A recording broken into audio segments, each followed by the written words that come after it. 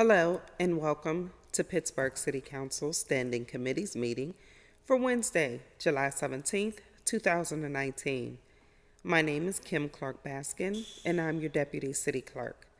With us today, we have our sign language interpreter, David Tatro. The following is a list of legislation up for preliminary approval by Pittsburgh City Council. There is a pre-agenda for appointments and/or reappointments, and that bill number is 1811. Resolution appointing J. Matthew Landis to serve as a member of the Commission on Human Relations with the term to expire March 31st, 2023. Finance and Law Committee, Reverend Burgess is the chair. We have a new paper. It's bill number 1842.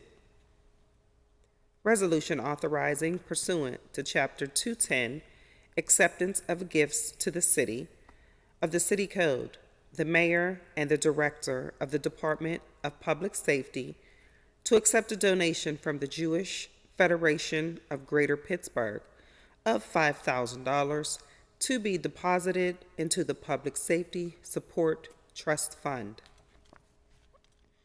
Bill number 1843. Resolution authorizing the issuance of a warrant in favor of Dickey, McCamey, and Chilcote, P.C., in an amount not to exceed $4,180 for professional legal services in connection with police matters. Public Works Committee, Mrs. Kel Smith is the chair. We have bill number 1848.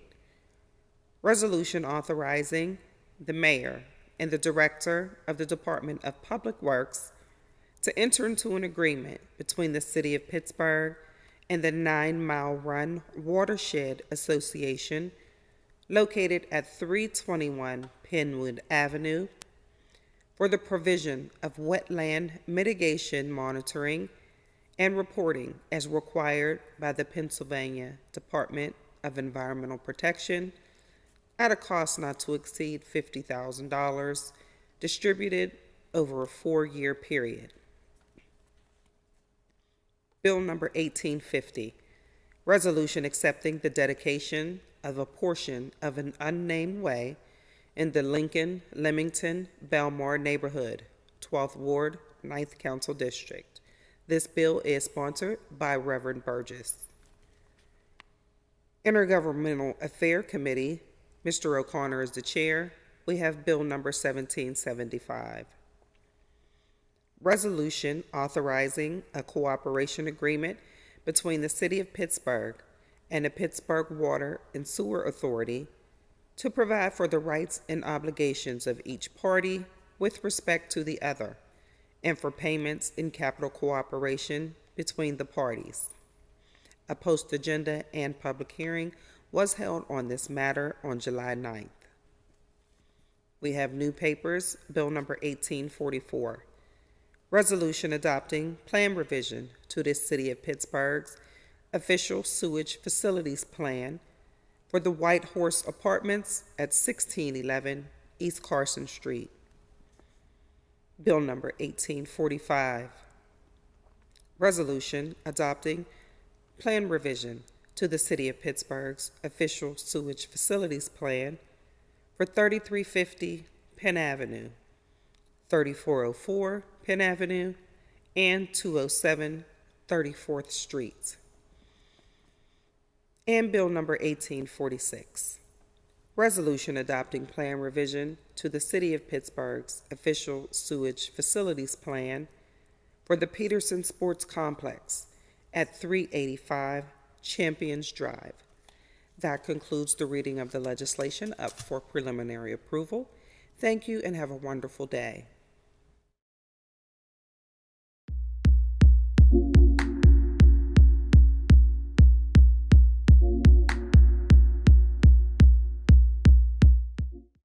Okay, Good morning, everyone. Welcome to this Standing Committee meeting pre-agenda item. We are interviewing appointments this morning to Pittsburgh's Equal Opportunity Review Commission and to the Commission on Human Relations. I'm Councilman Kraus. I'll be chairing this morning's pre-agenda interview. We are joined by Councilwoman Harris. And Madam Clerk, may we please then have the purpose of Bills 1716 and 1811. Bill 1716, resolution appointing Earl Buford as a member of the Pittsburgh Equal Opportunity Review Commission with the term to expire May 31st, 2022. Bill number 1811, resolution appointing J. Matthew Landis to serve as a member of the Commission on Human Relations for a term to expire March 31st to 2023.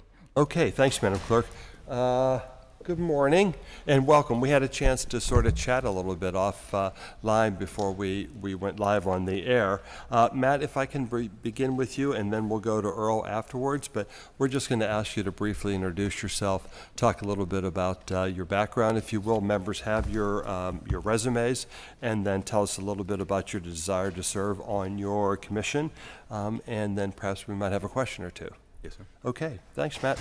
I'm Matt Landis. I served in the United States Army from 1999 to 2009. Yes, ma'am. At the termination of my service, I came back to Cumberland, Maryland, my hometown. Started looking around for opportunities and wanted to be a rehabilitation engineer. I had sustained some injuries in the military that rehabilitation engineers had helped me get through. And when I did an internet search for that, I found Dr. Rory Cooper, who runs the program Human Engineering Research Laboratory down in the East End. So I went back to University of Pittsburgh and got my computer engineering degree with him to work at the Human Engineering Research Lab. And I've worked there under him for a couple of years on prosthetics and orthotics devices, wheelchair technologies, and general technologies to improve the quality of life and independence of people with disabilities. And then towards the second year of my tenure there, I started working with the Mission Continues as a volunteer. The Mission Continues has 3 platoons here in the city, Homewood, Hazelwood, and 1 in the South Hills. And for those 3 platoons, I started the Homewood platoon and did work there for a couple of years. And then at the end of that, they asked me to come on as a staff member. And so now I am one of the instructors for their leadership program for the National Program for Veterans. And in terms of my desire to serve, specifically on the Council for Human Relations, disability and fighting for people with disabilities has been a passion for me since the moment that I became disabled. And all 3 of my children have autism as well. And I've recently been diagnosed an adult with autism, and so there's a lot of gaps in our coverage of helping people with autism and helping make sure that they have equal opportunity in the city and access to everything. And so first and foremost, that's something that I passionately bring to the commission and hope to help improve in the city, is help for people that have mild disabilities like this to make the small steps to be 100% capable. Great story. Thank you, Matt. Thanks. Morning, Earl. How are you? Welcome. Good morning, sir. Thank you for having me. Yeah, if you will, the floor is yours, and tell us a little bit about yourself. Okay. My name is Earl Buford. I am presently the Chief Executive Officer at Partner for Work, which is the local workforce development board. I've been relocated to Pittsburgh about 14 months ago for this position. Prior to that, I'm from Milwaukee, Wisconsin. I ran the workforce system there for the past 4 years prior to coming here. And before that, for 15 years, I ran a workforce association for the Labor Management Association for the building trades and the general contractors. And I'm thoroughly enjoying myself in Pittsburgh. Lots of great What's weather. What's not to love, right? Compared to Milwaukee. What's not to love? But the work has been great. The council itself has been very supportive of our work at Partner for Work, and the business community and the community at large has been great to work with. And I feel I can add a lot of experience to the EORC, my past background working with contracts and contractors, and most importantly, understanding how the general public works. That's great. Thank you very much. I had a very brief opportunity to spend some time in both Milwaukee and Madison when I was in my very early 20s, and they're great cities as well too. They don't beat Pittsburgh. Right. I'm happy to be here. And we're happy to have you here. So thanks, Earl. Councilwoman Harris. Sure.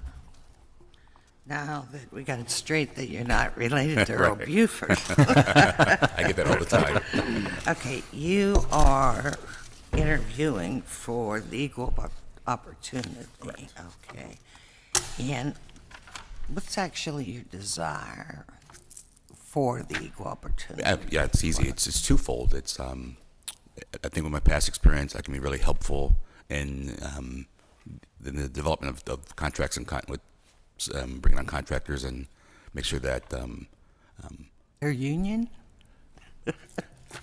I understand how that works. So that's why that can be very helpful on all aspects of that.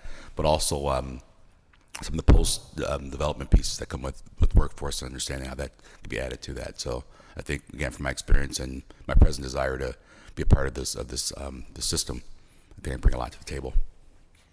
And you're from Oakland. Oakland. No, originally from Milwaukee. No, Oakland we have Right. neighborhoods. Now I live in the Strip District now. Oh, you live in the Strip. Okay. I tried to see how they mix them up.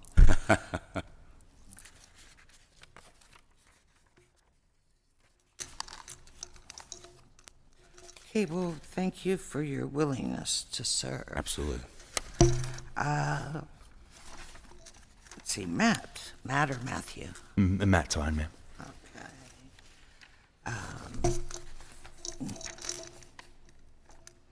So, what do you think? What can you bring to the table? What do you think you really bring to the table? As much as anything else, a lifetime of experience advocating for people with disabilities is one Right. thing. I'm also just generally a fighter for people that are coming to the table with less resources. Everything that I've done since I've left the military has been along those veins, looking for people that are less than whole and doing the work of helping make them whole. The work that we do in Homewood, for instance, has been with the Homewood Community Sports, working with youth sports, because we believe that the fastest way to turn anything around is to help children become strong young men that are going to be leaders in their community. And so everything we do with the mission continues is asset-based in its approach. And I think that that's a contribution that I make to the city and will continue to make through this commission, is looking at everything through the asset-based lens and trying to use the tools that we have to improve quality of life for people. Okay, and are you Oakland or are you Homewood? I'm currently a renter in Oakland. We're looking for housing right now, man. My wife and North I Side are is starting to sit very, around. very nice. I think Perry Hill, Observatory Hill are some of the places that we've looked. So those are a couple of the places in our price point. There's little secret neighborhoods all over, too. I can imagine. We're starting to find them because we've just started our house hunt. Well, So if you need a tour, you're in my office. we We'll- just might. We'll Yes, ma'am. help you. But I think that's something that we really need, is someone that really pays attention to those with disabilities. I mean, there's disabilities that you can't see, and there's disabilities that you can see. Sometimes people are treated differently because of it. Yes, ma'am. And I always get the chance to have a disabled student in my office as an intern. And because I guess no one else could do it, I took two this year. Nice. So I think they're having a great experience. And if you don't understand the disability world, then the only thing you think of is somebody that actually can show their disability. That's a big part of all three of my children have autism. Our middle child is severe and very evidently disabled, but our oldest and our youngest are very high functioning. Both attend Kappa. The oldest just graduated Kappa this last year. And on the surface, there would be no evidence other than the kind of an inability to control their volume of their voice sometimes, and an excitement level that goes, it seems irrationally excited to do things sometimes.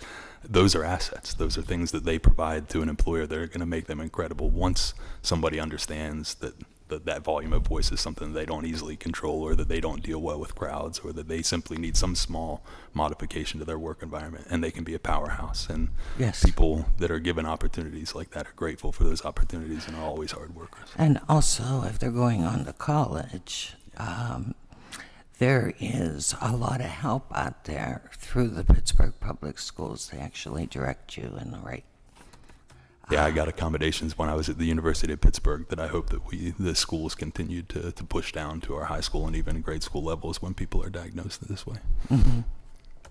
And I think the best opportunity isn't in the Pittsburgh public schools.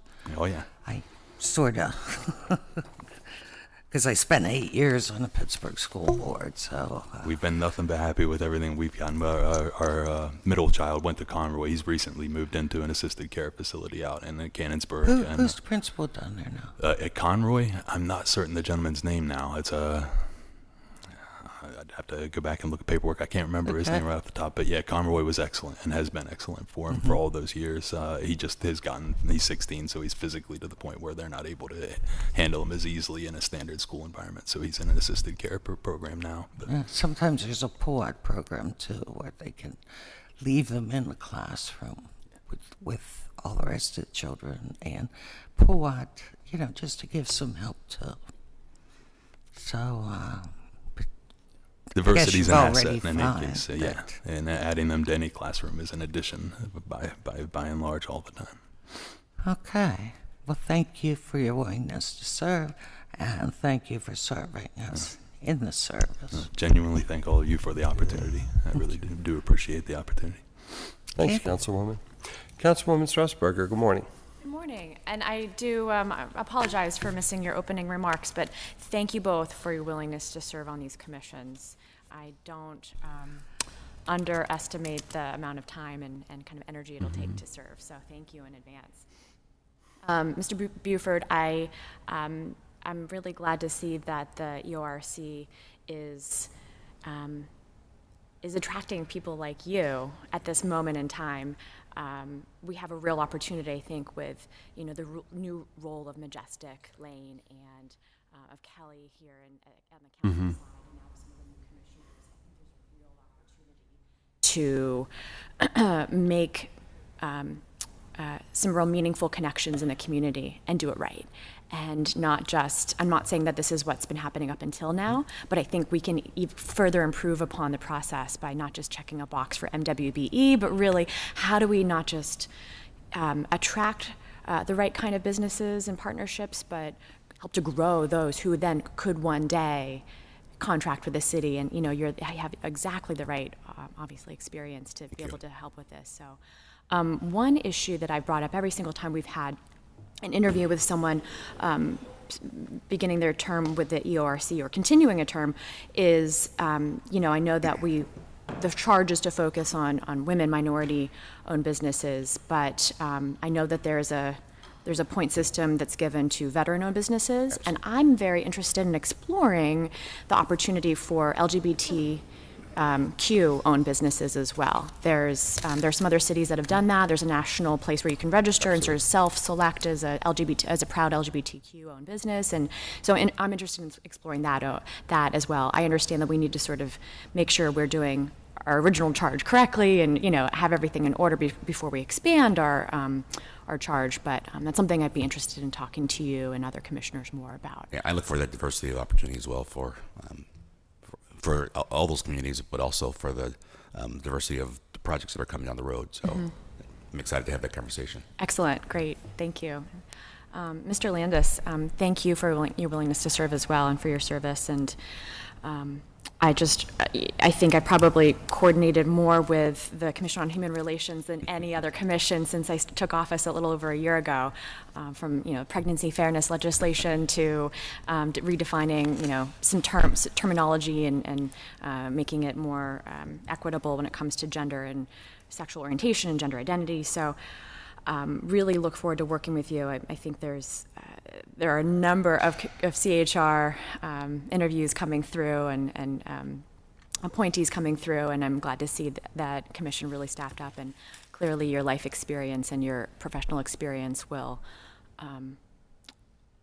be an important asset to the commission. So I don't have any questions for you. I just want to say I'm glad that you're going to be there, given your background. I'm excited to work with you all. I'm looking at the people that are already on the commission. I'm very close friends with Wazzy, and people like that are really important to me, and I appreciate the work that you all have done as well. Before my coming here, my oldest is transgender and currently in the middle of the transition, taking the steroid injections and things like that, and the city has provided incredible assets along the way for us, counselors, for my wife and I exclusively, for my child, for their siblings, specific counseling for people with disabilities as they go through these things.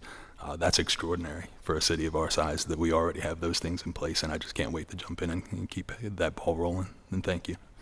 And for me, the door is always open. You have ideas you want to bounce off of us, figuring out ways that we could get, council support for a new initiative.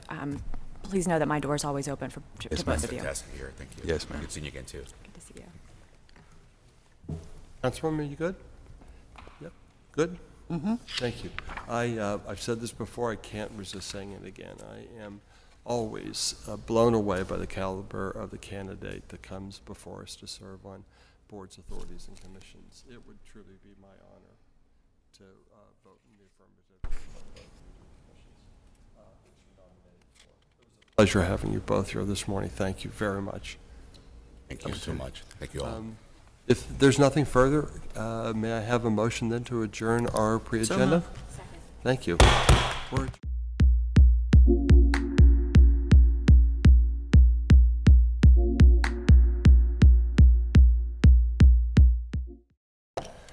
Good morning and welcome to Pittsburgh City Council Standing Committee meeting of Wednesday, July 17th, 2019. Would the clerk please call the roll? I'm sorry, it's wrong time. Public comment. I'm ready to go, right? I'm ready to go. Members of the public who want to address City Council, our well-dressed Councilman Calkill just walked in with a very nice suit. Those members of the public who want to address City Council, please come forward. You'll be giving 3 minutes. The green light means the beginning of 3 minutes. The yellow light means you have 1 minute to summarize. The red light means your time has expired. I would like this moment to remind everyone that the rules of council state that comment is limited to matters of concern, official action, or deliberations which are or may be before council. Profanity will not be permitted and order will be maintained at all times. First speaker, please.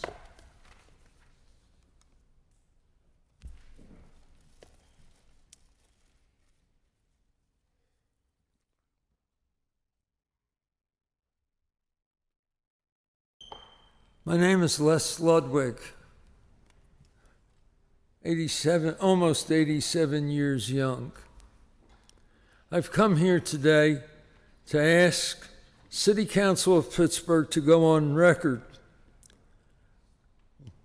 with a properly written proposal to condemn the President of the United States for his racist comments. As a person of the Jewish faith, I've spent almost my entire life fighting some form of anti-Semitism.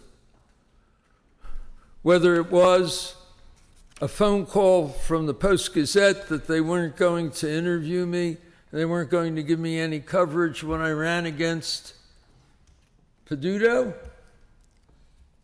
including, of course, the other newspaper of our community. So I've experienced it, and so therefore I have a responsibility to come here and to say, get off your duff. Write something of meaning and send it to him so that he should know that people in Pittsburgh don't particularly appreciate what it is that he has said in the past few days. And so I wear the red shirt. Why? Because he's setting a fire. We don't know what form that fire is going to take, but the blonde who works for him says, what's your ethnicity to a person whose name is Feinberg?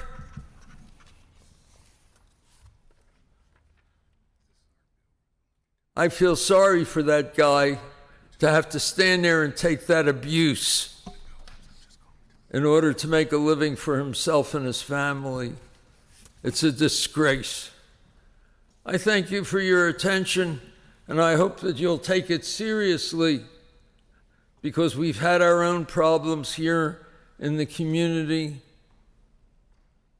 We have to stop thinking in ethnic terms after we go out the door of our home, and we have to say, I don't care if the person is red, black, blue, purple, any color of the rainbow.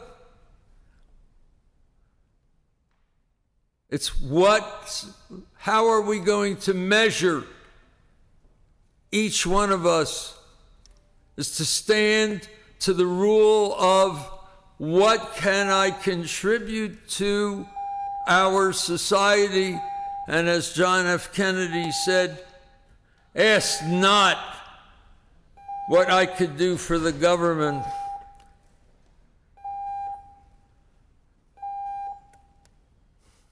You know the rest of the line. Thank you.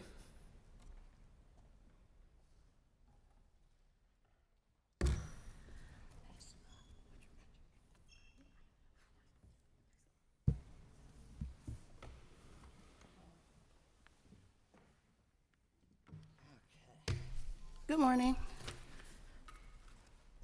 My name is Celeste Scott. I'm the Housing Justice Organizer for Pittsburgh United, and I just came down to thank Council for a really robust public hearing yesterday for the iPod in Lawrenceville. We had so much testimony, over 40 residents and activists, only one opposed, and I'm just thanking Council for moving this forward. This was a lot of work to get to this day for the iPod to be in standing committee. So thank you, Councilwoman Gross, for introducing that. And just for us to continue these hard conversations that we've been having together with council and the community, coming up with policies that work for people to really impact this affordable housing crisis. So just to say thank you, and that we look forward to the progress and continuing to have these conversations around the suite of solutions that we need to solve this crisis, like the LRTA tax abatements and things like that. So thank you very much. Next speaker, please.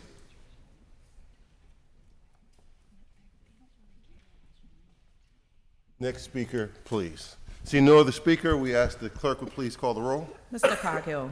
Ms. Gross. Here. Mrs. Harris. Here. President Kraus. Here. Mr. Lavelle. Mr. O'Connor. Here. Mrs. Kell Smith. Mrs. Strasburger. Here. Reverend Burgess. Here. 7 members present. Thank you very much. We will go in order. We have 2 deferred papers. If you would please read them together. Bill 701, ordinance amending and supplementing the Pittsburgh City Code, Title II, Fiscal Article 9, Property Taxes, Exemption for Residential Improvements. Bill number 702, ordinance amending and supplementing the Pittsburgh City Code, Title II, Fiscal Article 9, Property Taxes, Exemption for Industrial and Commercial Improvements. I need a motion. Motion to approve with brief discussion. Need a second. Second. Second. So my understanding is that these bills are going to be amended and then finally passed. There are 2 ways in which we can do it. I know that Mr. Connor has been working on this. Either way, I think will be acceptable. We can amend it on Tuesday, or we can hold it a week and amend it here at the table next week, whatever. So I'm going to defer to Mr. Connor, who has been shepherding this through council, but either way, either one of those 2 approaches we can do. It's in the councilman's hands. And thank you, Rev, for getting this on the agenda today. Just so everybody knows that we are going to act on this before we go to recess. I just spoke to Chief of Staff Gilman, who said 1 week hold does not delay anything. I think that's probably best for the body. I have some amendments, and I talked to most council members about them. One is a start date of probably January 1st for the new LRTA. That way, if you're in the process of going through a LRTA right now, you're kind of grandfathered in, so we don't reset the process. And then also after a year, maybe 2, depending on what the controller could possibly do, is do an audit to make sure that the new LRTA is working as effectively as we had hoped. So I'll make a motion to hold the bill 1 week, or both bills 1 week. All those in favor signify by saying aye. Aye. Opposed, there's a nay. I am looking, I see Chief Gilman and the chair of the PWSA here. I think it makes sense to go to Intergovernmental Affairs Committee, of where Mr. Connor is the chair. I think, you have page 6, We have a couple of bills. Let's just go through this committee.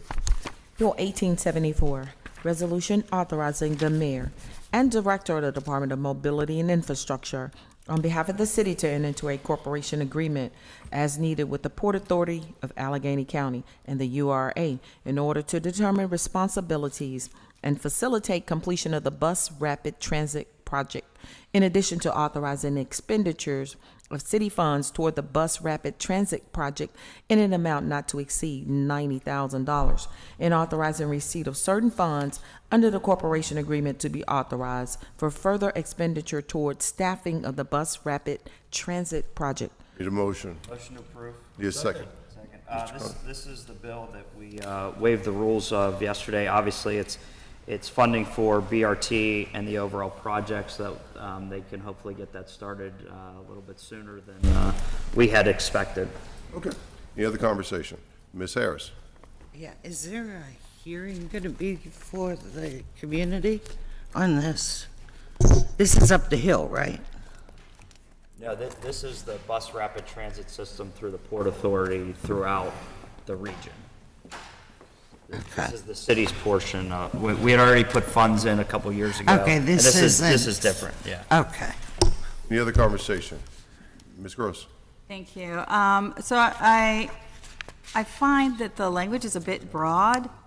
I'm trying to see that while council, I'm sure, is supportive of an amount not to exceed $90,000 and a cooperative agreement that would accommodate the receipt and dispersing of those funds and who's doing what with those funds towards staffing.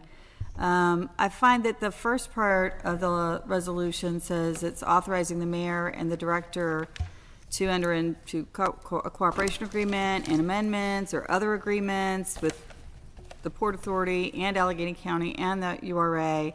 And I find that a bit vague, and I'm wondering why.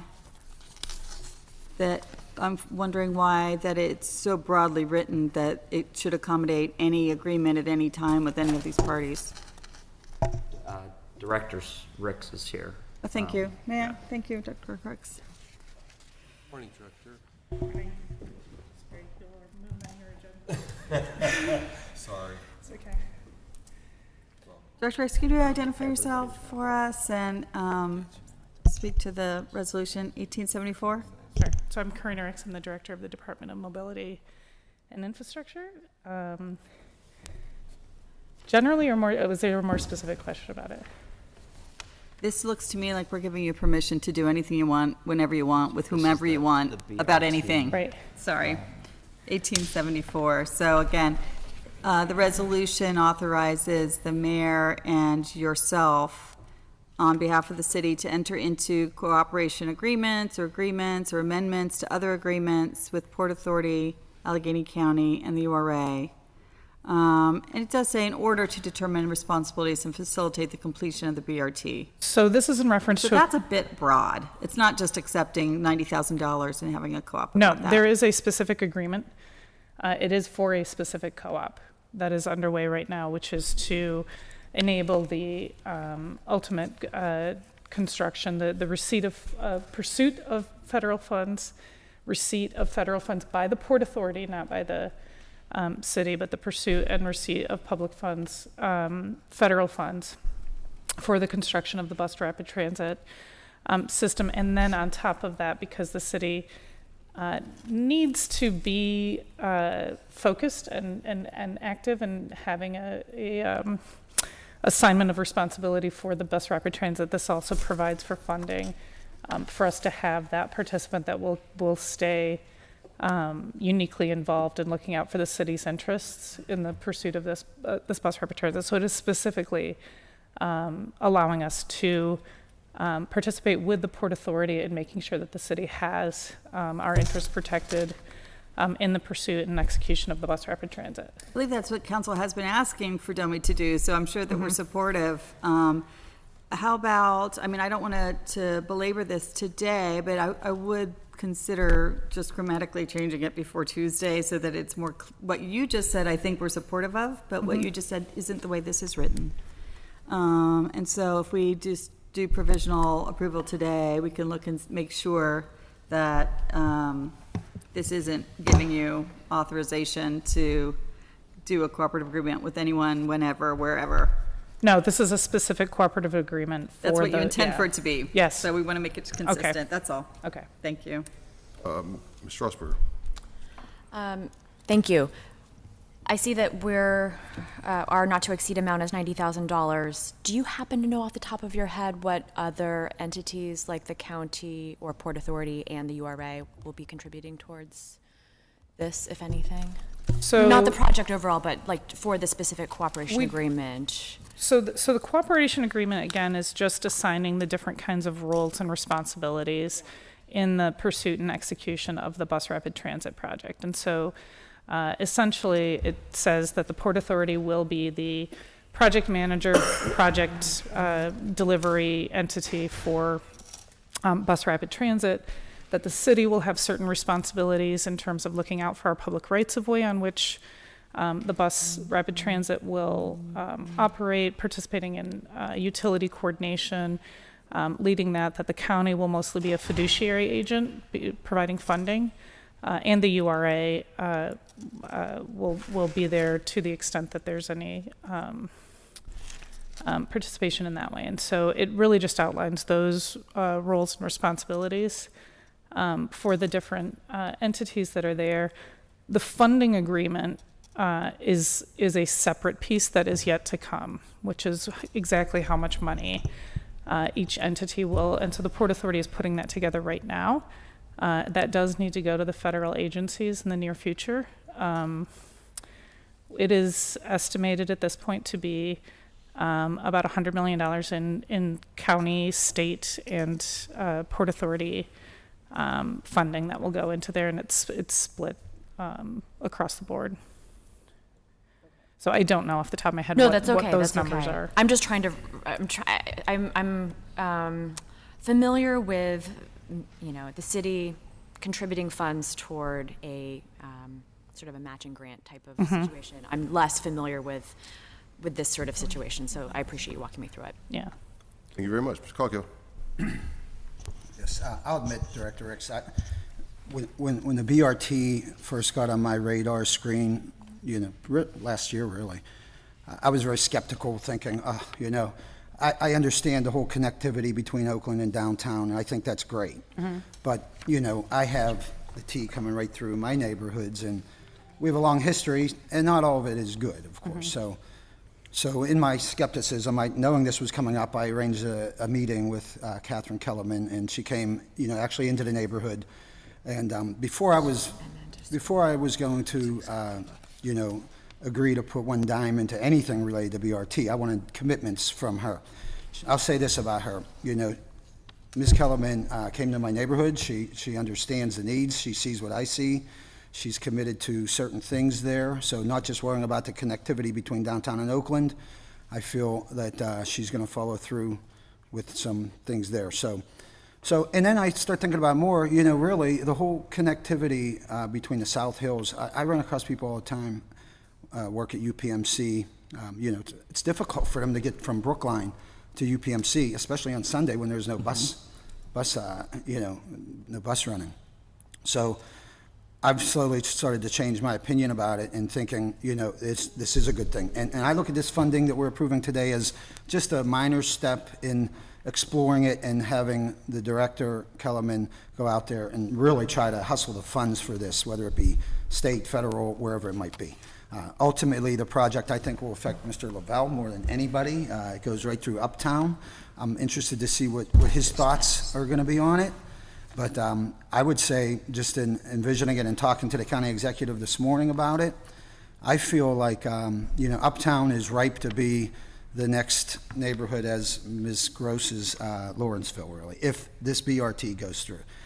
And don't worry, I think Councilwoman Gross can counsel Councilman Lavelle through the process. She's been through it, done it. I feel like it will explode. I really do, between Oakland and downtown. And when you look at an aerial view, you see this big gap. And it ties in Councilwoman Gross's, really her legislation yesterday about the 10% affordable housing. I think the development that will happen between Oakland and downtown, I think will gain affordable housing as to what we have there now, eventually, just with the development that will happen. So I'm supportive of it today. I just wanted to explain that to the neighbors in my district so they know that, Ms. Kellerman has agreed to, go through in the county executive the things that we need in the neighborhoods that people come through. So, and I won't bore you with the details on that, but, so I'll be supportive. Thanks. And I would like to end to that. I think that this is the beginning and not the end of increased mobility and enhanced accommodation for all of the neighborhoods in our city, that our ability to grow back the economic base that this city once had is going to rely on people being able to get to the places that they're going, not using private automobiles. And so our ability to relieve some growth in traffic with this project, all of the East End neighborhoods will benefit Homewood, it'll benefit Point Breeze, it will benefit communities that maybe aren't directly touched by this bus rapid transit, can be touched and benefited by it, by the ability to provide some relief in the movement of people on these corridors, that we can move more people Right. on these two important streets using bus rapid transit than we will ever be able to move in single occupancy vehicles. I couldn't agree more with you. And I'll tell you what I see a lot in my neighborhood is people who are retired looking for a job, not quite ready to actually, give up the workforce, but working at St. Clair Hospital. And I think all those jobs at UPMC out there, we don't benefit from it because we don't have that connectivity. Nobody's wants to travel an hour and a half to get back and forth to work, and parking is too expensive. So I'm looking at the bigger picture with it. I do think it'll benefit not only the entire southern region of Pittsburgh, but certainly my neighborhoods. Absolutely, and I hope that it will be a proof of concept, that we can see this executed and then follow it with services on the north side and the south side and in other parts of the city. And all the while encouraging UPMC employees, which there are many of, to consider Brookline or Beachview as a neighborhood they might reside in, because it's a lot easier to get to. Every 4 minutes, from what I understand, the transit will go back and forth from Oakland to downtown. Is that right? Do you know anything about that? Sorry? Is that question probably not for you? Ask it one more Every 4 minutes, that transit will be going back and forth from downtown to Oakland eventually. That's very frequent. It is very frequent, yeah. Right, That's in the right, peak hour. It's in the peak hour. Okay. It's not 24/7, but during the peek hour, yes, Okay, there'll be. well, no sense in getting into the details on that right now, but this is, from what I understand, just funding the next step, just so we can continue to identify who's doing what. And we actually currently have buses at least of that frequency operating in that corridor, but those buses lack efficiency because they're going in many different ways. So this will help us improve service and operations and promote the movement of those buses through this corridor. Councilman Coghill makes fun of me for talking about people that are car disadvantaged or car challenged, but it's true. We have a significant portion of city residents who do not own a car. And now they will be welcome in the South Hills. There you go. Anyone else first round? One of the things that, I certainly would support this, one of the things that we don't talk about is that Pittsburgh has one of the lowest percentage of car ownerships by African Americans in the country. And that's something that we don't really talk as much about, and maybe not even realize that. But for some reason, Pittsburgh African American families have a low percentage of car ownership. So when you improve transportation, although you help everyone, in some ways you will also significantly affect African Americans' mobility, because many of them don't own cars. First round's over. We'll start with second round with Ms. Harris. Yeah, I think I was talking Greek in the first round, and I can't find the paperwork in here. The paperwork for this piece. It was related yesterday, so I did the same thing. It's not in the green packet. So, where do we get a copy I would like the copy as well. of The text papers? file. Madam Clerk, do you have the text file for this? Okay. Can you get that? Okay. All right. Okay, that's number one. Number two is when I asked is this the piece that's going through the hill? Is it all over? So where exactly are we going to be working on it with this 90,000? So yeah, let me explain more clearly. Sorry. So there are two related things happening with this. One is to allow us to engage in an overall cooperative agreement between the four parties. So it's the city With one area that you're going to be for doing. one project, which is One the bus project. rapid transit project, which we've spoken about before with that project. And so the four parties are the Port Authority, the city, Allegheny County, and the URA. So all parties are signing into this. The agreement outlines the responsibilities and basically commits us to joining arms in pursuit of this project and giving confidence to the federal agencies because we are asking for a substantial amount of money, $100 million of federal transit dollars. They want to know before they're going to really entertain giving the region, giving the Port Authority these resources for the bus rapid transit. They need an assurance that these four very important partners are committed to this project, are committed to working together and ultimately delivering this project. And so that's what this cooperative agreement says overall.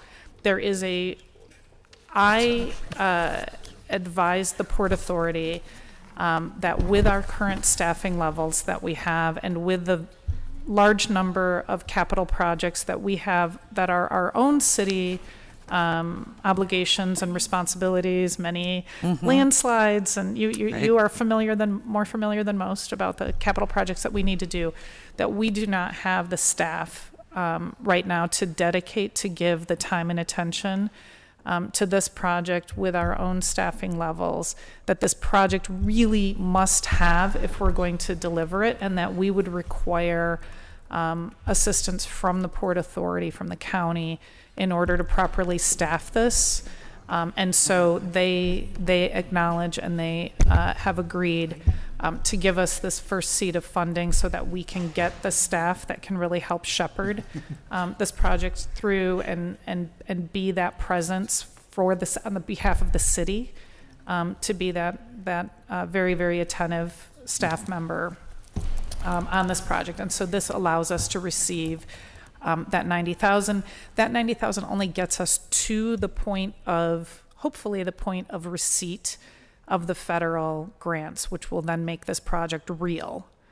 We do require those federal grants for this to be a project that we can actually execute.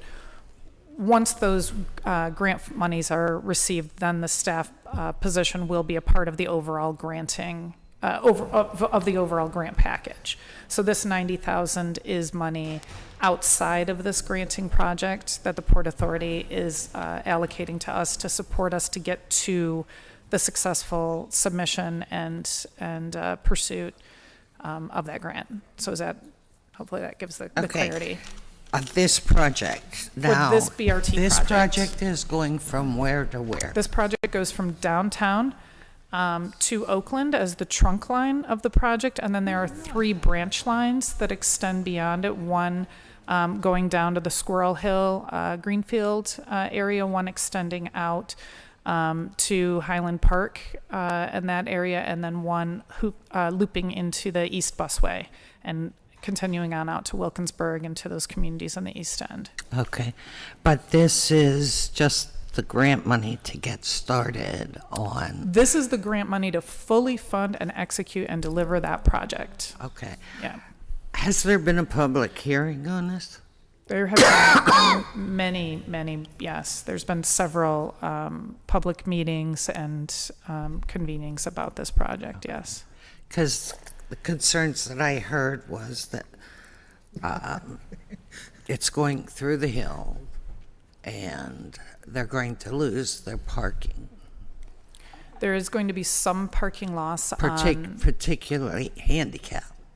So we worked very hard to make sure that we could accommodate and take care of the ADA access concerns. And so we have made arrangements that the access vehicles will be able to use the bus-only lane so that that will still be available for access to get there. And then we've looked at ways to set aside accessible parking on the cross streets and on other city-owned parcels in the project area so that ADA access can be maintained. It's very important to all of us that So be you're going to addressed. basically use the lane right now that goes, I think, goes out to Oakland from here. That's just for buses only, or?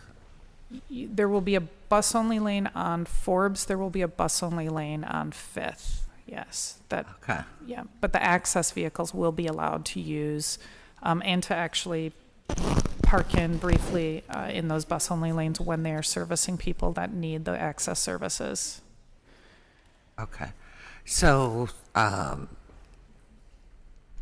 anybody that's handicapped, and that's the complaints I heard the most, will be taken care of in one way or another to Yes. be able to have. Yes, and you know that persons with disabilities are some of the most ardent supporters of transit because that is a really important means Right. For them to connect to the world. So this actually is.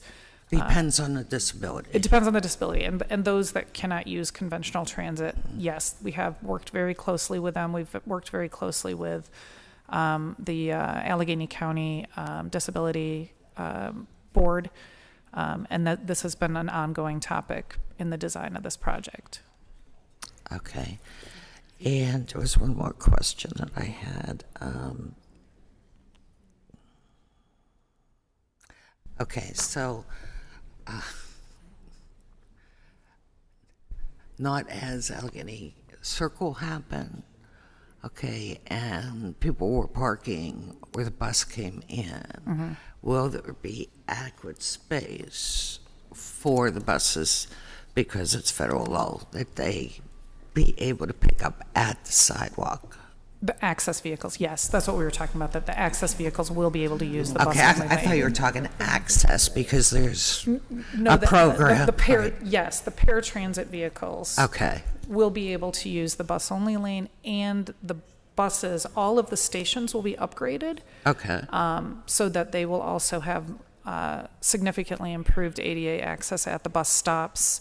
The buses will be immediately at the curb line, so they'll be able to deploy their lifts in a much better way than what we experience now, where the buses are putting their lifts out in the roadway, and people are needing to navigate their way from the roadway up to the sidewalk level. So this will be a huge improvement for accessible transit services in this corridor. and will there be a number of stops before you get to Oakland? Yes, there are a number of stops. So not 2, as 3, frequent. 4? I'm sorry, I don't have the map in front of me, but there Can are. you get me a there's copy of that? Yeah, there's 75 stops in the Whole area. in the corridor. Yeah. So yes, you will absolutely get a But map. that also entails going out to Highland Park, going out to Squirrel Hill, going. Yes, it's 75 in the city. Right, As part of the so network. In the Oakland to downtown corridor, I'll get that number for you. I don't know off the top of my head. It's If in you the have the whole teens. map, it'd be nice to Absolutely, look we'll get at that it. for you. And it's just because the information really didn't just talk about this one project. It just says, it talks about sort of every project that you do. Okay, we'll work with you and with staff to make sure that this is clear, that this agreement is for the bus rapid transit project. It is quite narrow and specific to just that project for us to engage in this co-op agreement. That's Yes. what I thought we were working on. Yes. But when they just said everything, it No. sort of was like, okay. It's just for that one project. Okay, thank you. Thank you. Second round, President Cross. So, just briefly, Director, I just wanted to say that it is always a pleasure to have you at the table. You are the consummate professional. You always come prepared. You always have the answers that we seek, and I think it needs to be recognized how much we enjoy having you at the table when you come. Thank you. Motion approved on the table. All those in favor signify by saying aye. Aye. Opposers, nay. Next bill, please. Bill 1775, Have a good day. resolution authorizing a cooperation agreement between the city and the PWSA to provide for the rights and obligations of each party with respect to the other and for payments and capital cooperation between the parties. Need a motion, Mr. Connor. Motion to approve with discussion. Need a second, Mr. Connor. Thank you very much. This is the cooperative agreement with PWSA. We've had a number of public hearings about this. We had one a couple weeks ago. I know there was also a post-agenda held. I want to thank everybody on not only council, but in the mayor's office, as well as at PWSA, Councilwoman Gross, for serving on that board for a number of years now, on getting this agreement together, moving everything forward at PWSA. I mean, they have started to turn the tables down there, which I think is a credit to the leadership down there. Director Weimer has done a really good job over the last couple months. I have no questions. I do want to thank PWSA.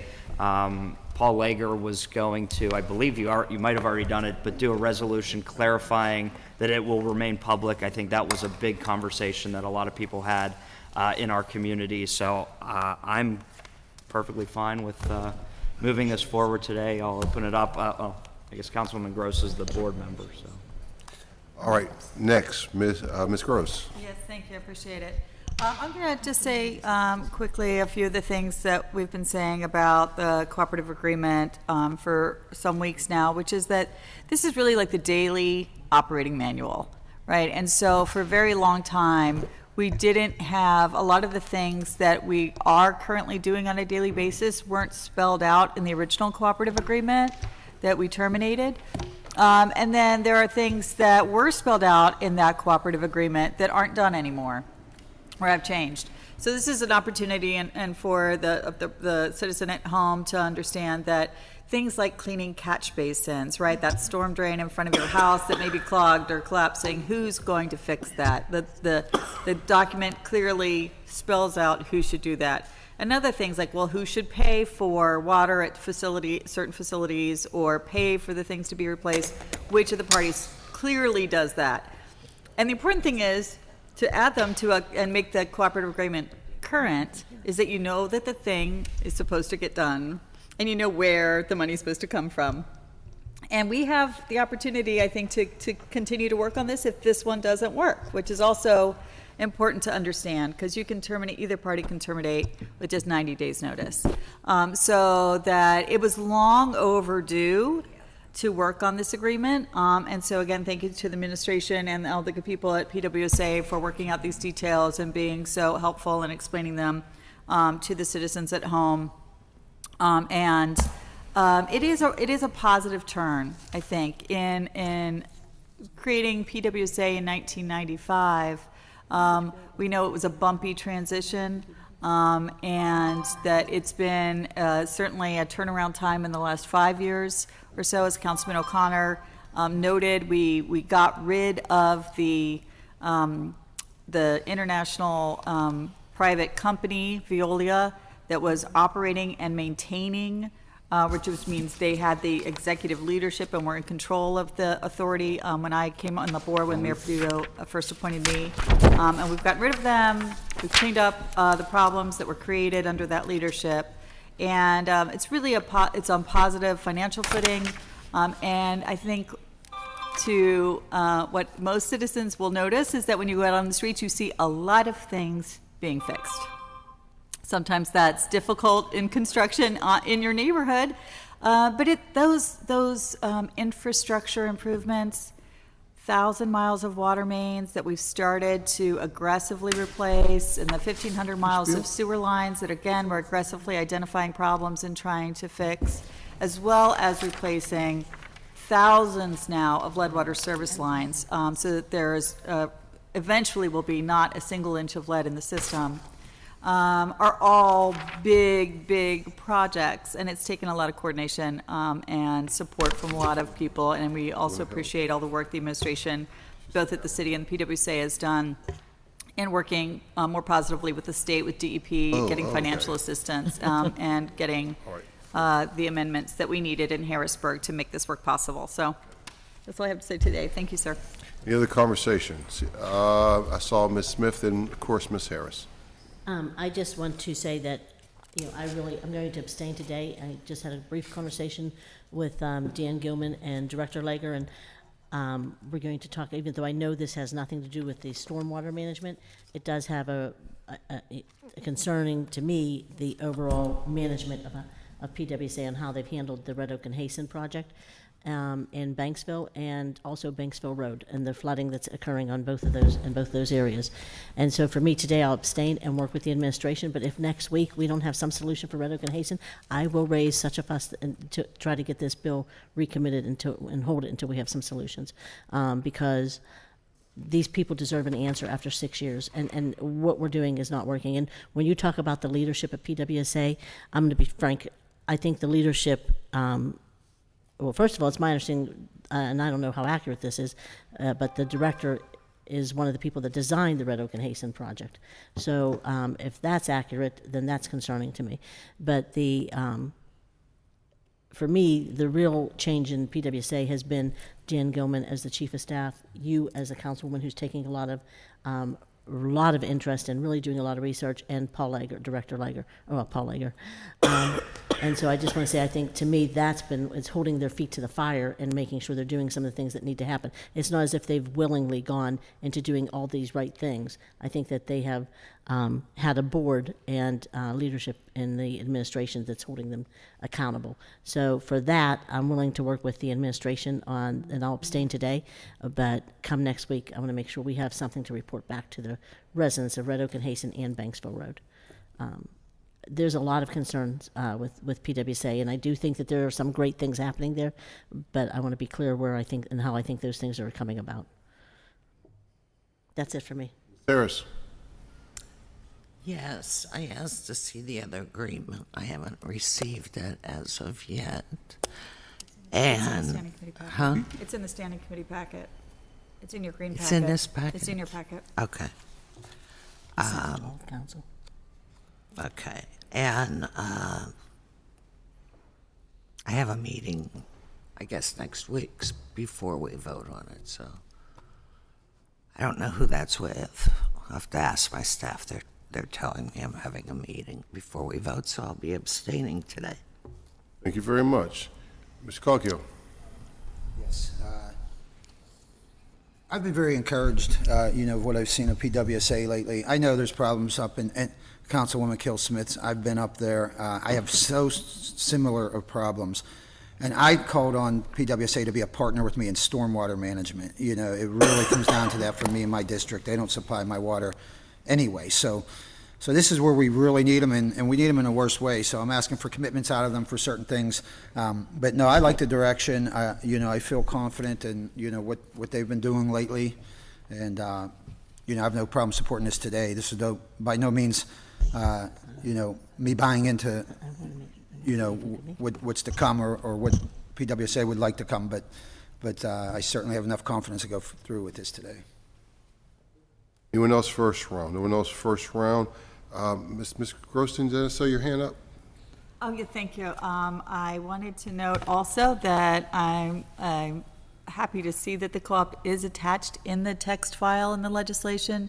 I think for very significant agreements, like keeping the water system public and the daily operating manual, so to speak, for the water system, it's good that it's in the public eye. And we've had this discussion about other kinds of co-op agreements. There are little tiny co-op agreements, but then there are really big important co-op agreements. And so I'm happy that it's in the legislative record, and I just wanted to remind Councilwoman of that. Any other conversation? Before I take the vote, I will say that I want to just, on behalf of council, we want to thank Mr. Lager for his service. He is not being paid to do this, and this has become almost a full-time job for him. Gives him something to do. He has in many ways, focusing with the administration, has been really the person that has made this change. And so I want to just publicly acknowledge your work and tell you the city owes you a debt of gratitude. And at some point, Ms. Harris will be writing you a check. All right, so I'll owe him something if he doesn't have any answer credit and Hasten. I'll since you're, since you're a Northside guy. All right, all those in favor signify by saying aye. Aye. Opposers, nay. abstain. Abstain. 2 abstentions. Positive recommendation. Thank you very much. That takes us to the next 3 bills. I think you can read them together. Is that right? Okay. Let's see. Yeah, we can read them. All right, let's read the next 3 together. Bill 1844, resolution adopting plan revision to the City of Pittsburgh's official sewer facilities plan for the White Horse Apartments. Bill number 1845, resolution adopting plan revision to the City of Pittsburgh's official sewer facilities plan for 3350, 3404 Penn Avenue and 207 34th Street. Bill number 1846, resolution adopting plan revision to the City of Pittsburgh's official sewer facilities plan for the Peterson Sports Complex. Motion to approve. Second, very brief discussion. Mr. Carter, none? Yeah, good. Mr. Cross? No, I just wanted to talk about the one on the 1600 block of Carson. I'm just really excited to see this project come to fruition. It's one of the properties that really needed sprucing up in the East Carson Street corridor. And this is going to be in a wonderful ice cream shop right next to the Rex Theater. And it's a great addition to Carson Street. We're really excited about it. So thank you. Any other conversation? Seeing none, all those in favor signify by saying aye. Aye. Opposers, nay. That takes us back to the front of the agenda, which is the Finance Law Committee, which Mr. Chair, if I may, we also have members of the Planning Department here. Okay. I'm not sure if there's anyone else in the administration who's in the room. All right, so we're in terms of where you want us to go next year. Land use? Pardon me? Land use? That would be your committee. Thank you, sir. All right, that's fine. That would take us to page 6 on your agenda, Land Use Economic Development Committee. Ms. Gross is the chair. We have a deferred paper. Bill 1415, ordinance amending the Pittsburgh Code Title 9 zoning, Article 1, zoning map, and Article 3, overlay zoning district, Chapter 907, development overlay district, Section 90702, iPod, interim planning overlay district, by adding a new Section 90702K to establish a new interim planning overlay district for the inclusionary housing interim planning overlay district. Ms. Gross. Motion to approve a discussion? Second. Thank you. Many of you were at the public hearing yesterday and saw incredibly powerful testimony of 40 members of the community in support, only one opposed, who represented the Developer Association. And this also got a unanimous approval from the Planning Commission. I think I have in front of me, sorry, I don't have technical amendments. Madam Clerk, did my office contact the about technical amendments? No, they would be a big, thick packet. We could provisionally approve, and I could do the technical amendments on Tuesday, I think. We'll do that. So there's just, literally the only comments from the Planning We have Commission. technical amendment. It would be a big packet, so I don't think we'll be able to print them right now. Where some, like capitalization and making some vocabulary consistent and clarifying one small section. So it was unanimously approved. As you know, this has been 2 years or more in the making when we first started talking about an interim planning overlay district for Lawrenceville, because it's under so much tremendously rapid change.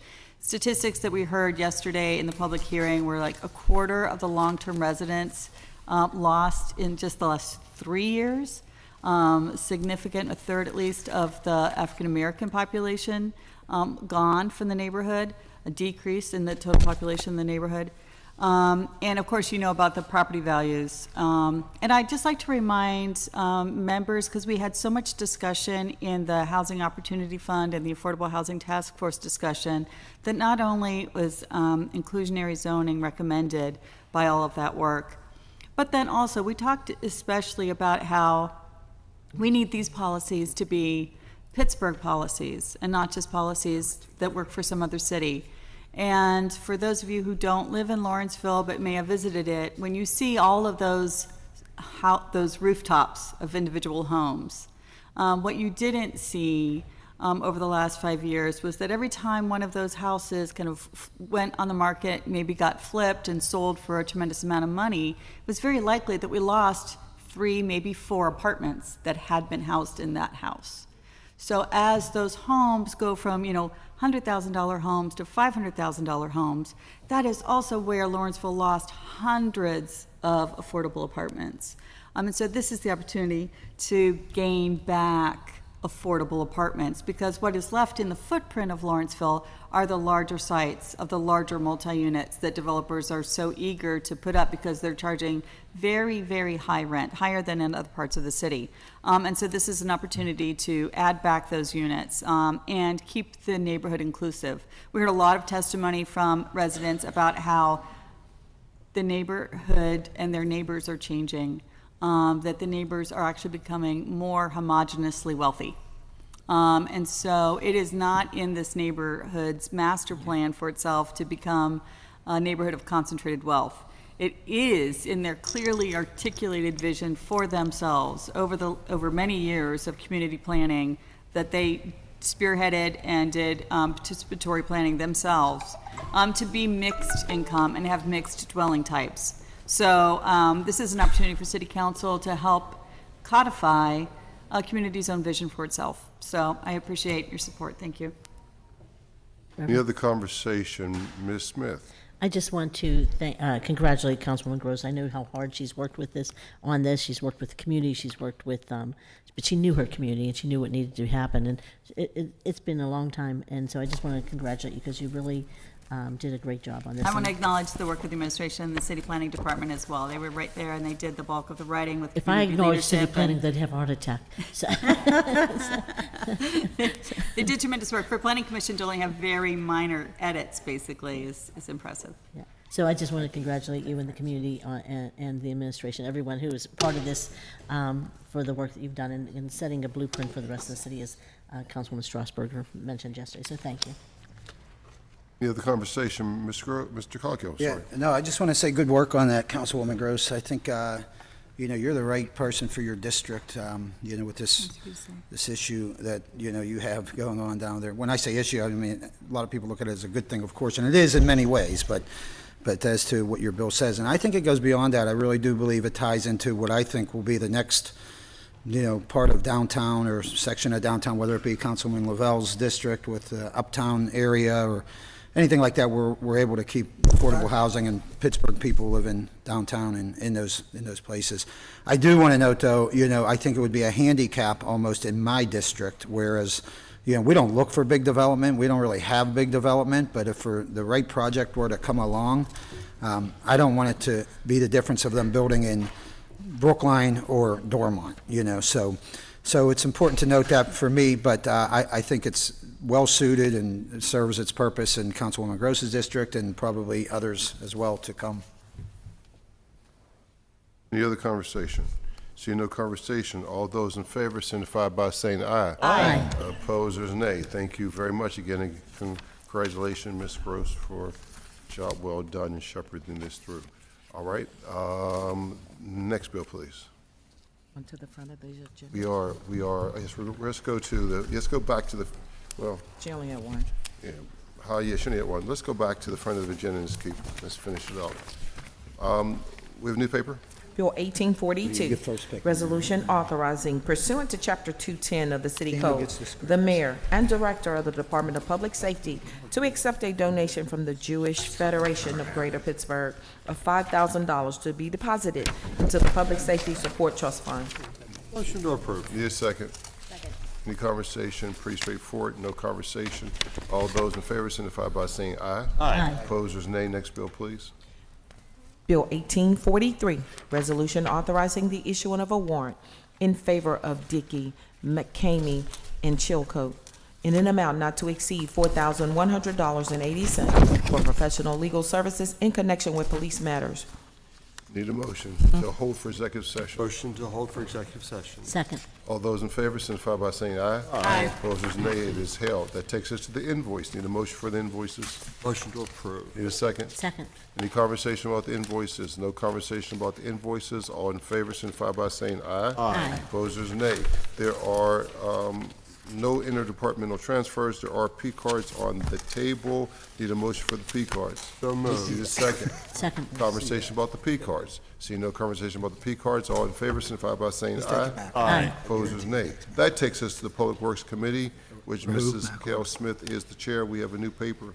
Bill Okay, a lot of pressure on 1848, resolution authorizing the mayor and director of the Department of Public Works to enter into an agreement between the city and 9 Mile Run Watershed Association for the provision of wetland mitigation, monitoring, and reporting as required by the Pennsylvania Department of Environmental Protection at a cost not to exceed $50,000, distributed over a period of 4 years.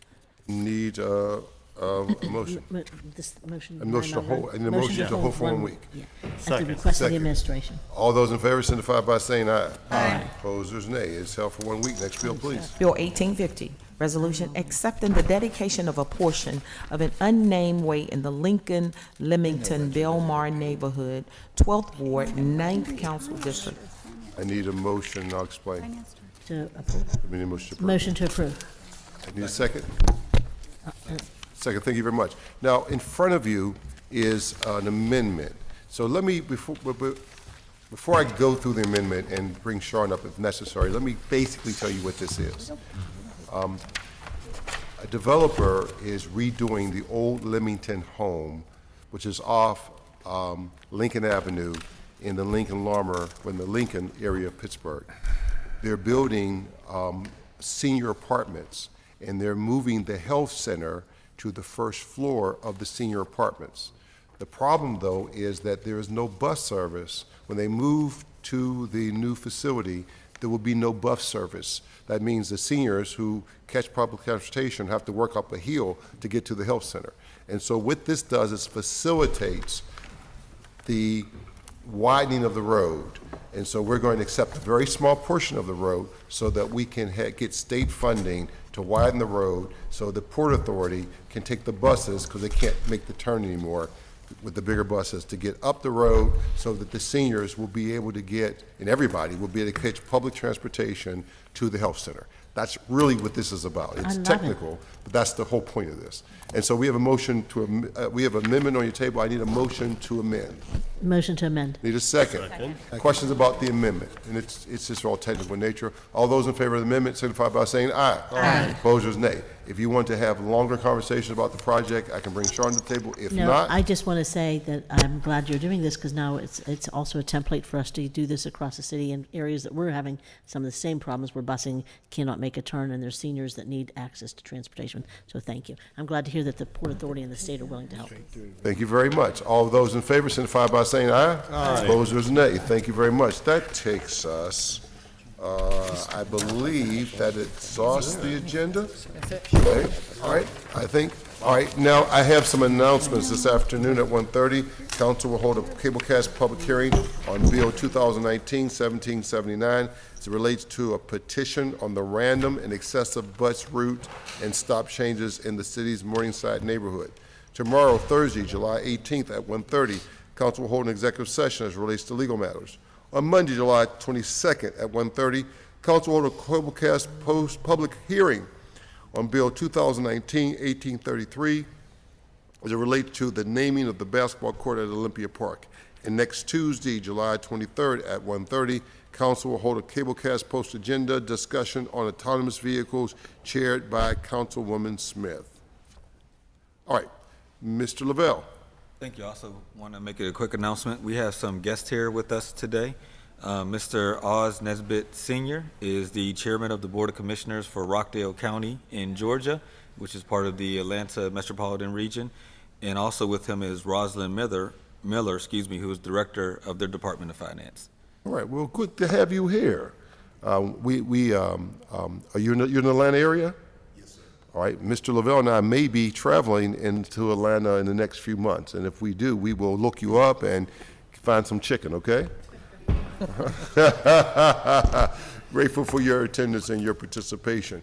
Anything else, Ms. Smith? Yeah, I just want to say that, we have this legislation to rename just the basketball court at Olympia after Mr. Masucci, who was a tremendous guy in Mount Washington, worked with all sorts of children in the community, and was really known as the mayor of Olympia. And they don't want the whole park named after him. They just want the basketball court named after him. He's certainly deserving of the whole area. But I just want to say we're also getting ready to introduce legislation to name the Ferrywood Playground after Officer Guy Kelly, who passed away. And he was born and raised in Ferrywood. His mother worked for the city of Pittsburgh for 37 years. And just before she passed away, she told me I could name the park after him if it was okay with his family. And we got the okay, so I just want to say that's coming. And I just want to tell you, I'm not always this cranky. So, thanks for coming in to visit Pittsburgh. I'm not always. I am if you mess with my community. So. Any other conversation, Mr. Just Cross? briefly, if I President may, Cross. I meant to mention this yesterday, and I failed to do so. And Madam Clerk, maybe you'll help me out because I didn't pull up the exact email I wanted to. But Kim, our deputy clerk, has received her certification as a certified municipal clerk, which is an amazing achievement, an amount of very, very hard work and dedication. And I meant to mention this yesterday. I did not want this to go unsaid, how very proud we are of Kim and the hard work that she has achieved her certification. So congratulations. Really proud. Ms. Smith. Okay, I'll be brief. I just want to say that, Madam Clerk, thank you too, because when you first came here, I gave you a hard time because I wanted Kim to be the clerk. I thought she earned it. I thought she's a great person, but I know that she has trust in you and built a relationship between the two of you that has been amazing.